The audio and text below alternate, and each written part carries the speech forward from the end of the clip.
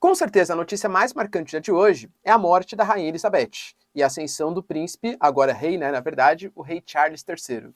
Depois de uma rainha bastante popular, com algumas questões ali complicadas, vamos discutir no vídeo, eu quero analisar principalmente as questões geopolíticas envolvidas, não curiosidades, porque isso você encontra em qualquer portal de notícia, né? Mas eu quero discutir quais vão ser as consequências geopolíticas, não só para o Reino Unido, mas também para os outros 14 países que eram comandados pela rainha, para a própria questão da monarquia e as consequências sociais e econômicas do país. Agora tem um rei que, ao contrário da Rainha Elizabeth, que gozava de bastante popularidade, pelo menos segundo pelos britânicos ali, um rei que vai ter que conviver com uma série de problemas, com uma impopularidade bem grande. Eu diria para vocês que algumas declarações ali um pouco polêmicas a respeito de questões políticas, ele é visto como um cara meio atabalhoado, meio distraído, um cara sem o mínimo carisma.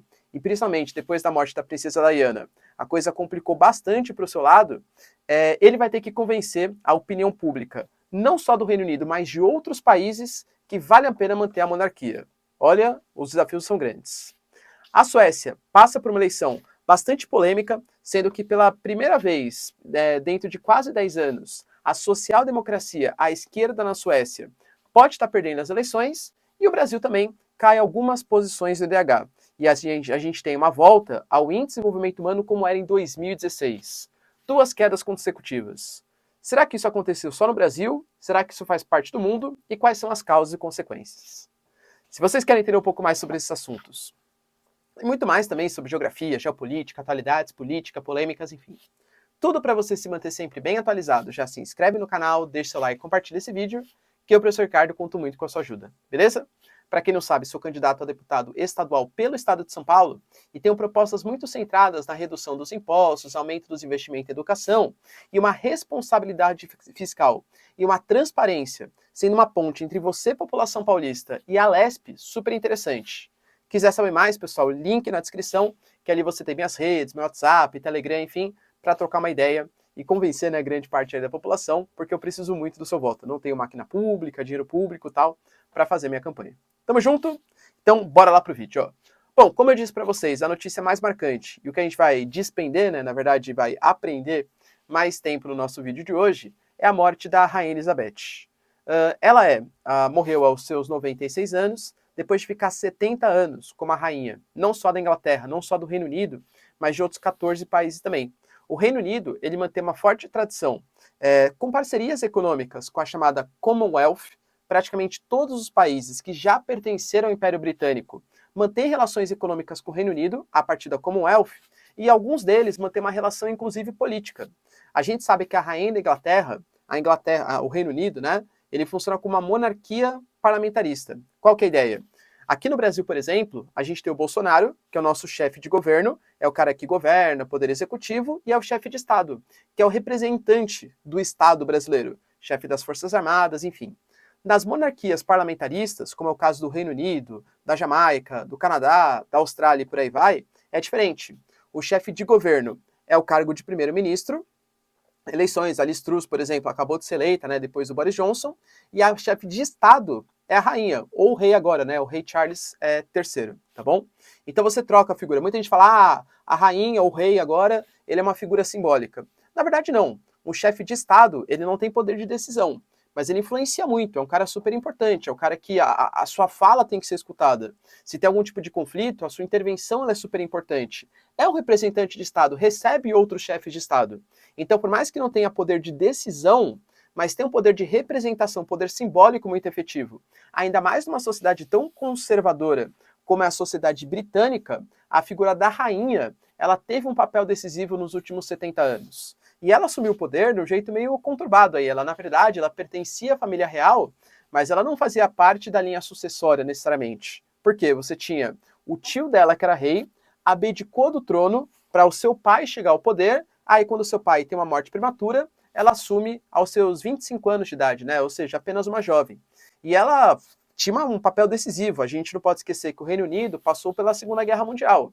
Ela fez declarações enquanto jovem, adolescente ali, falando que não ia abandonar o país. Ela, inclusive, serviu, por exemplo, na Segunda Guerra, né? Então teve um papel decisivo. Poxa, já fazia parte da família real. Então o papel simbólico dela foi bem importante em meados da década de 40 ali, início da década de 50. ela assume e passa muito tempo no poder. Se a gente for pensar, ela passou pelos mais diversos desafios. Processo de descolonização da África e da Ásia, década de 50, 60, 70, enfim. Isso é ela como rainha.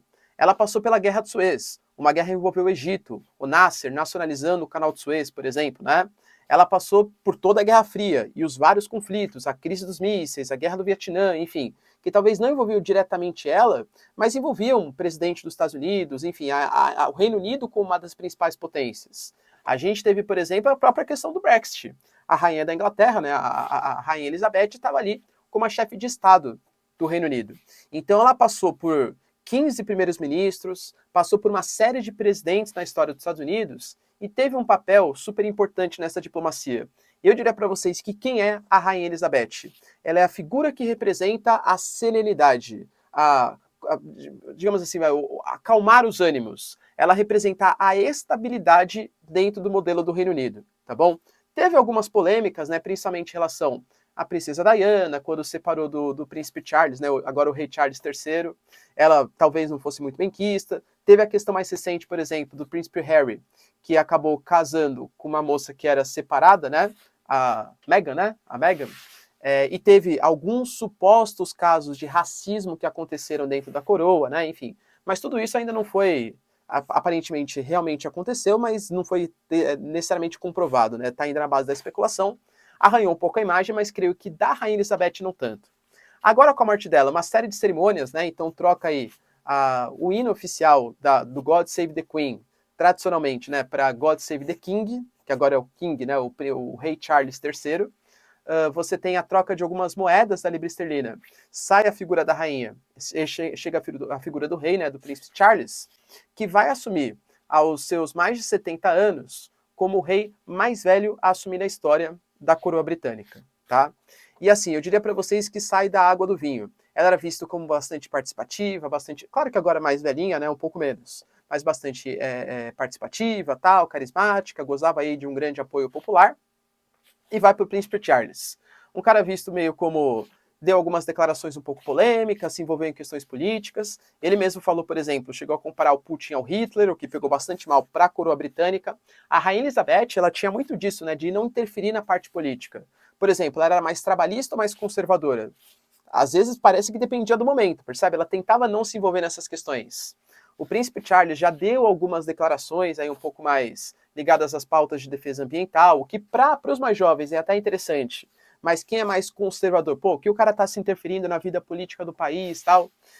Ele não tem grande carisma. Inclusive, muitos falam, né, que o próprio casamento que ele teve com a princesa Diana, que era uma referência de popularidade, ela muito querida assim, né, pela população britânica, tal. Era uma falsidade, que ele nunca amou ela. Aí teve toda aquela questão, né, das teorias, das hipóteses, que o acidente que depois da separação teve algum tipo de participação da família real. Galera, de novo, né, não tô aqui para ficar fazendo com base na especulação. Fato é que a sua popularidade não é tão grande. Ele é visto como atrapalhado e pouco popular. E ele vai ter que lidar com uma série de questões bastante importantes. Por exemplo, a gente está no momento que, mesmo com a Rainha Elizabeth, os jovens geralmente não vem muito mais sentido na presença da coroa britânica. É caro, né, se manter uma série de palácios, estrutura, segurança, tal.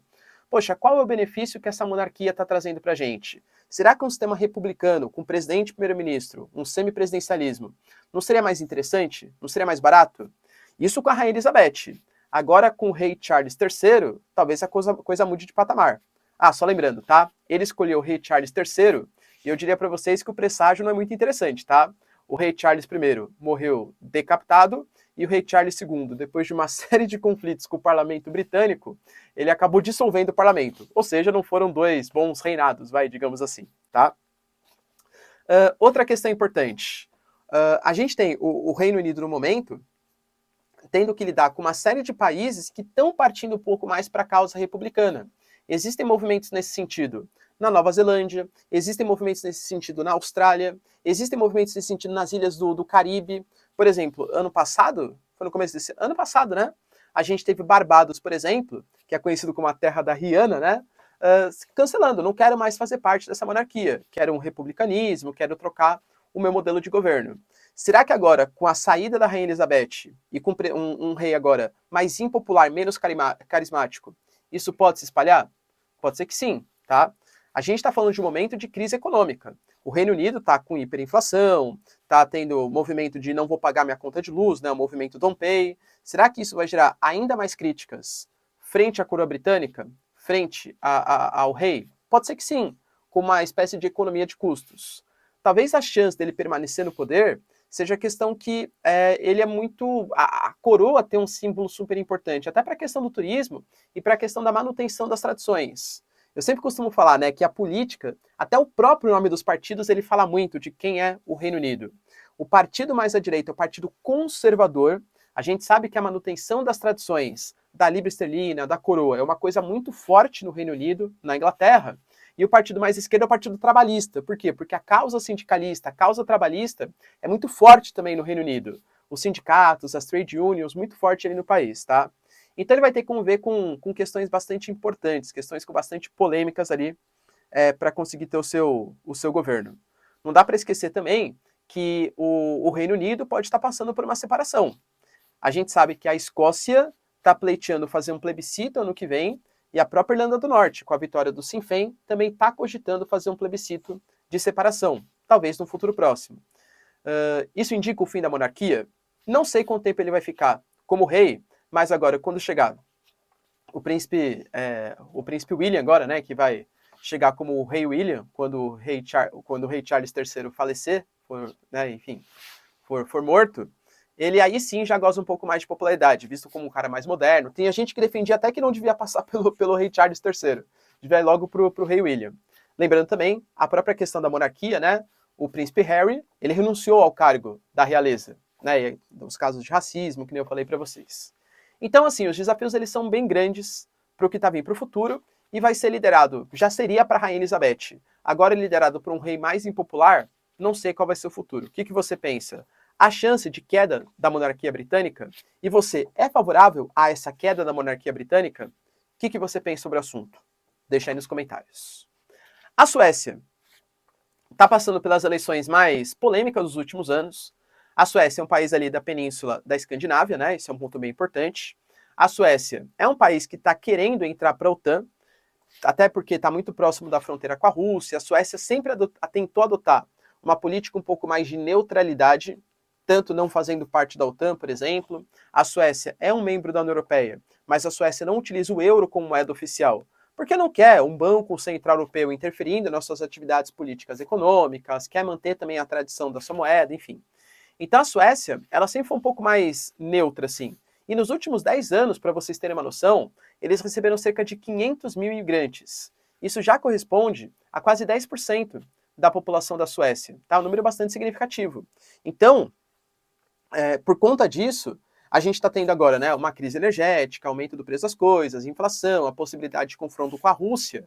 Meio que os partidos mais nacionalistas, os partidos anti-imigração, eles estão crescendo o olho e estão ganhando popularidade. Assim, tá vendo? A Suécia deveria beneficiar a população da Suécia. Mas não, esses sociais-democratas que comandam o país desde 2014, a social-democracia é uma vertente mais de centro-esquerda, né, no espectro político. Governando o país só beneficia os estrangeiros, tal. Então movimentos mais de direita, mais anti-imigração, inclusive alguns partidos mais complicados que no passado tiveram uma orientação mais próxima do fascismo, começam a ganhar popularidade. De novo, não estou falando que toda a direita tem essa orientação, tá? Mas existem partidos com essa orientação que começam a ganhar popularidade. Então vai ser uma eleição extremamente disputada também, num país que está num momento bastante tenso de entrada para a OTAN, conflitos com a União Europeia e proximidade com os russos. E para finalizar, saiu o resultado do IDH. Para quem não sabe, o IDH é o Índice de Desenvolvimento Humano. Ele vai de 0 até 1, sendo que 0 seria o país mais subdesenvolvido de todos, não existe, e 1 seria o país perfeito, obviamente também não existe. O Brasil ele caiu posições, caindo para a posição de 87ª, né, 87ª posição. O IDH ele pega como índices, como referência para medir a qualidade de vida, algumas questões. A renda nacional bruta per capita, que é mais a questão da economia, pega a expectativa de anos de permanência dos alunos na escola, a taxa de alfabetização para medir a educação. Em relação à saúde, pega a expectativa de vida, a taxa de mortalidade infantil. Então, na prática, é uma conjuntura de 3 fatores: saúde, educação e renda. O Brasil caiu nos 2 últimos anos. Ah, professor, isso é ruim. 90% dos países caíram em um ano dos últimos 2 e 40%, quase metade dos países, caíram nos 2 últimos anos. Tá? Então é uma coisa exclusiva do Brasil, embora na média o Brasil tenha caído posições. Os outros países também caíram, mas aparentemente o Brasil caiu mais do que os outros. Por quê? O IDH ele não mede só questões econômicas. Como eu falei, mede questão também de educação, saúde e tal. Se a gente for pegar no último ano, principalmente agora, o nosso crescimento econômico está sendo revisado. A gente vai chegar a um crescimento de quase 3% do PIB, isso é um ponto bem importante.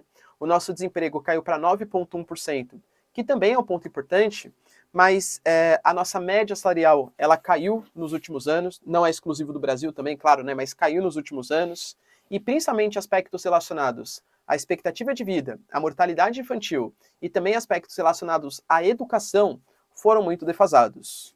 Isso quer dizer que a qualidade de vida no Brasil piorou. Será que isso reflete em alguma coisa para o futuro brasileiro? A tendência é reverter essa curva e voltar a subir? Voltamos ao nível de 2016, pelo menos nos dados oficiais. Se vocês curtiram o vídeo, pessoal, já deixa o seu like, se inscreve no canal. Tamo junto, beijos, abraços e tchau, tchau.